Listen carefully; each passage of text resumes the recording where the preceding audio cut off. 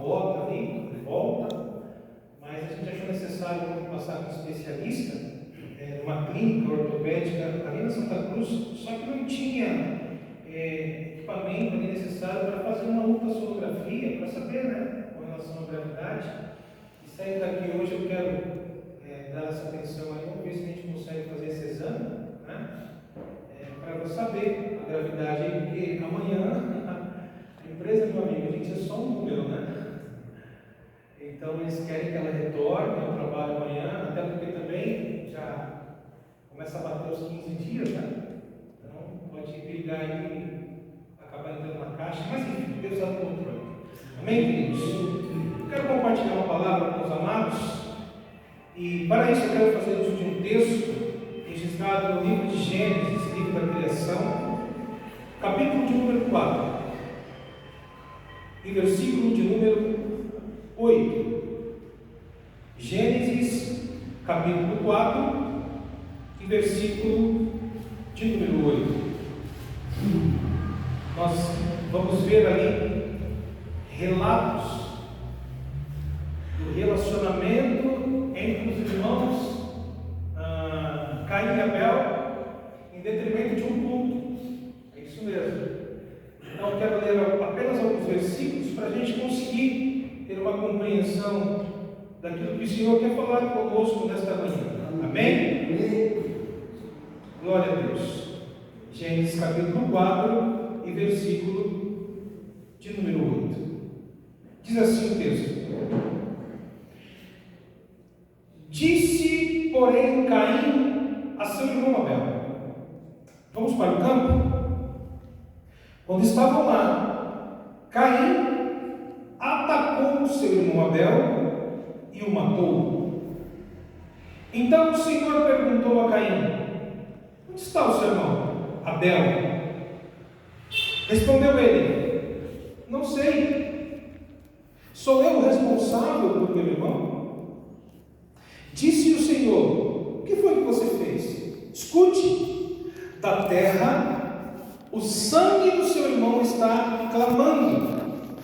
Agora, amaldiçoado é você pela terra, que abriu a boca para receber da sua mão o sangue do seu irmão. Quando você cultivar a terra, esta não lhe dará mais a sua força.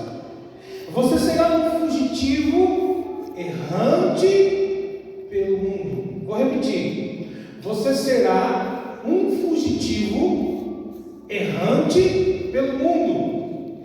Disse Caim ao Senhor: meu castigo é maior do que posso suportar. Hoje expulsas desta terra e terei que me esconder da tua face. Serei um fugitivo errante pelo mundo, e qualquer que me encontrar me matará. Mas o Senhor lhe respondeu: não será assim. Se alguém matar Caim, sofrerá 7 vezes a vingança. E o Senhor colocou em Caim um sinal, para que ninguém que viesse a encontrá-lo o matasse. Então Caim afastou-se da presença do Senhor e foi viver na terra de Nod, a leste do Éden. Amém? Até aqui, meus irmãos, vamos orar? Pai bendito, eu te glorifico uma vez mais, Senhor. Eu te louvo porque a tua presença aqui é notória. E te peço, Senhor, nesse instante, Pai, pela tua graça, pela tua misericórdia, para que o Senhor, por meio da tua santa palavra, fale profundamente aos nossos corações. Nós nos colocamos no teu altar como terra fértil, Senhor, pedindo a ti que a tua boa semente, ao ser semeada, possa frutificar e que venha germinar e dar frutos e frutos de abundância. Tu tens a liberdade. É o que eu oro em nome de Jesus. Amém. Amém, queridos? Glória a Deus. Estava falando com o Carlos, né? Graças a Deus pela pouca chuva que teve ontem, né? Um tempo seco, a garganta fica ruim, a respiração fica horrível. O pastor Carlos, lá de São Luís do Maranhão, mandou uma mensagem ontem falando: rapaz, esses 3 dias que eu fiquei aí, eu cheguei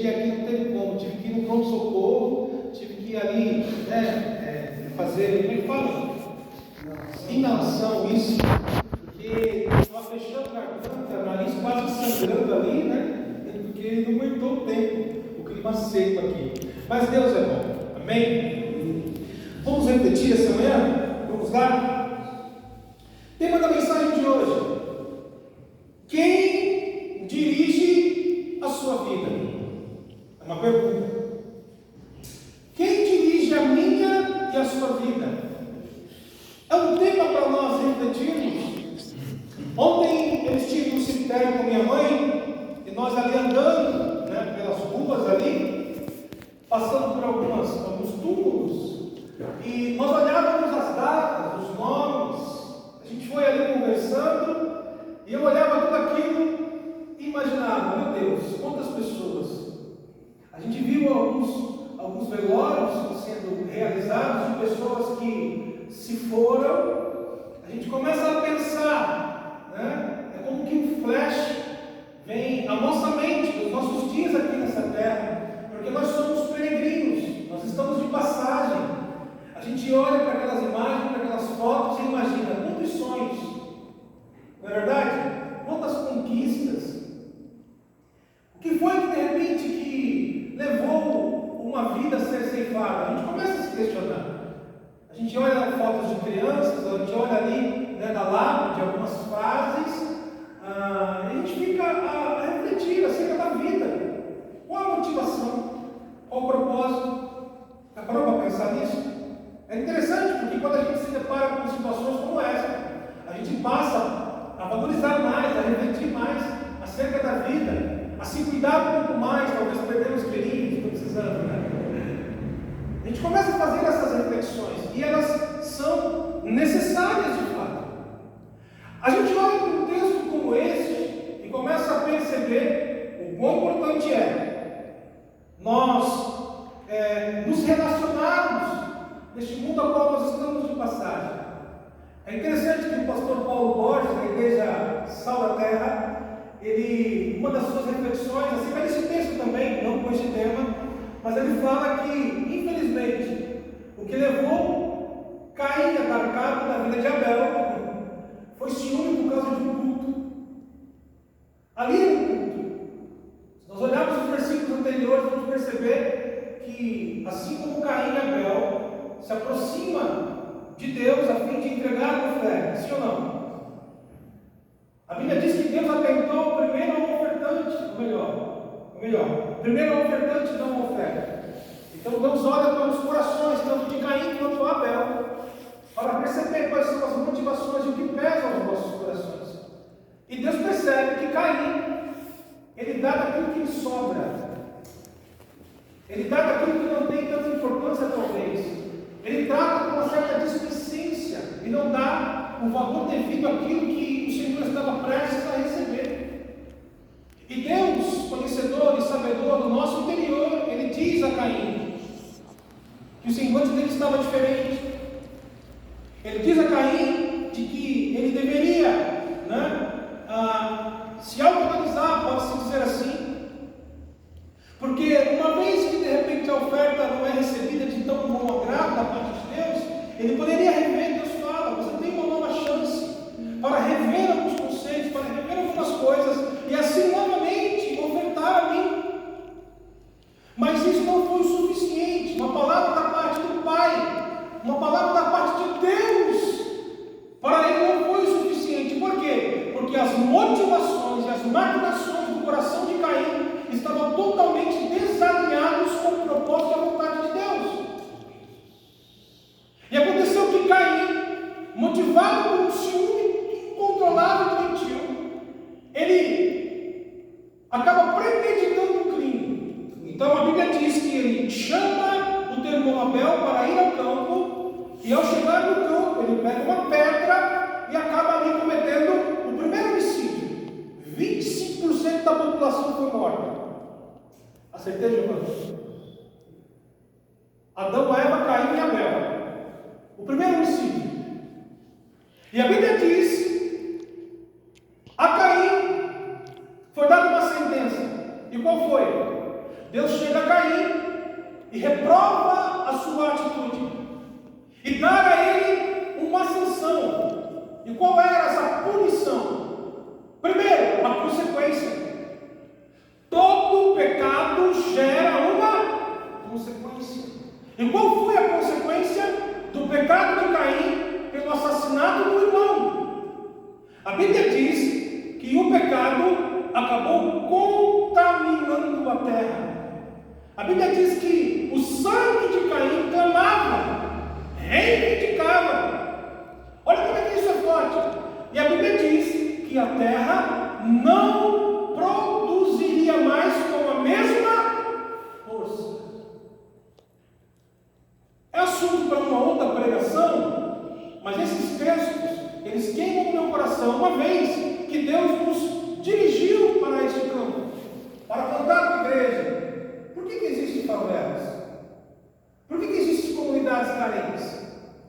Os sociólogos e os mais intelectuais poderiam dizer: favelas são a ausência do poder do Estado.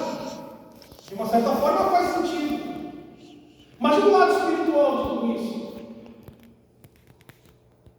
Eu começo a olhar mais espiritual para a coisa, a gente começa a perceber que de fato há uma ausência do Estado, de políticas públicas. Não vou entrar em ideologias aqui. Mas a grande verdade é que há também uma proliferação do pecado exacerbado que faz com que a terra não produza mais com a mesma força.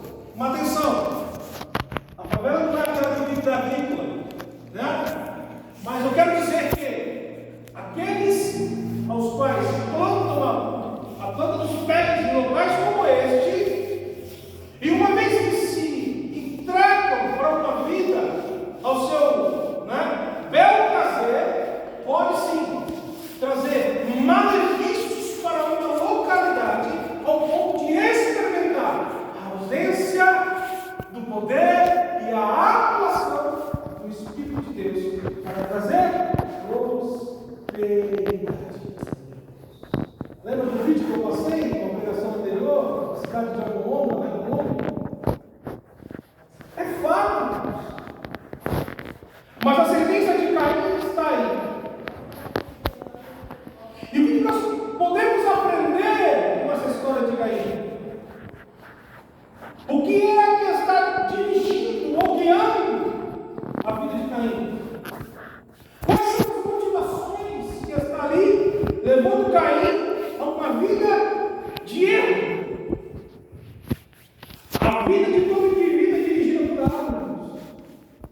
A maioria dos dicionários define a palavra dirigir como guiar, controlar, direcionar. Eu dirigi um carro. Aquele momento